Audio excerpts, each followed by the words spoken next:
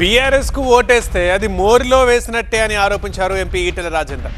కాంగ్రెస్ ఇచ్చిన హామీలు నెరవేర్చలేదన్నారు. ప్రజలు మంత్రుల్ని అడ్డుకుంటున్నారన్నారు ఈటెల.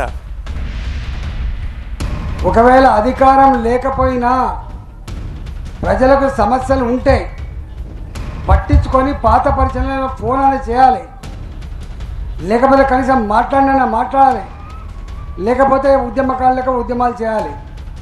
కానీ 2 సంవత్సరాలు గడిచిపోయింది. ఇవాళ మనం గెలిపించుకున్న మాజీ ముఖ్యమంత్రి గారు మనల్ని పట్టించుకోకుండా పోయింది. అంటే అధికారం ఉంటే ఎట్లా చెలాయిస్తారు, అధికారం లేకపోతే ఎట్లా తూకం ముడుచడానికి సజీవ సాక్ష్యమే గజ్వేల్.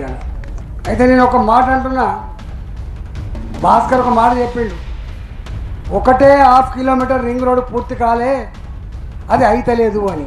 టీఆర్ఎస్ పార్టీది అక్కడ ఏం లేదు, నా ఇక్కడ ఏం లేదు.